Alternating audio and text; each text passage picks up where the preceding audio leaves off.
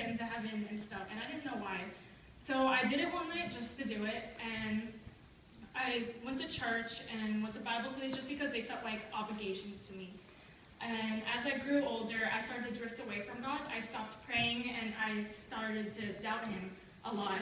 And I wanted to fix that.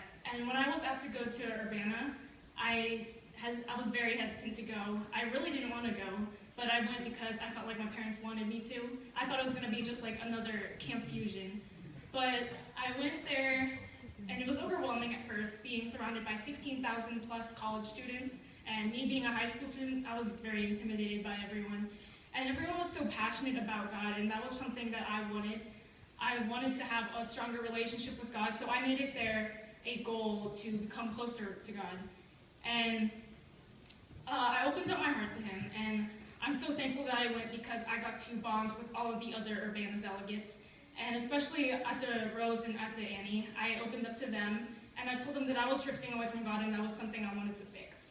So they encouraged me to start praying to him again, and that I should just start with simple prayers. So the last day of Urbana, we had offering, and they said if each person gave $63, we could get to our goal of $1 million to donate to various organizations around the world.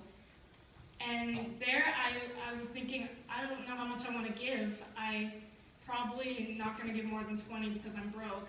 And but then I remembered that they told me to pray. So I prayed, and I said, God, how much do you want me to give? And as they were passing the buckets around, I still didn't know how much to give. But then I opened up my wallet, and I found exactly $63 in there. I'm like, okay, God must be real because I didn't know how much to give, and he's answering my prayers here. So later that day, I went to the prayer ministry, and that was the most impactful part of Urbana for me. The prayer minister, I told her that I was drifting away from God, and I wanted to fix that. And she explained to me what the point of believing in God was, and she made it all clear to me. And there I rededicated my life to Christ, and I reaccepted him.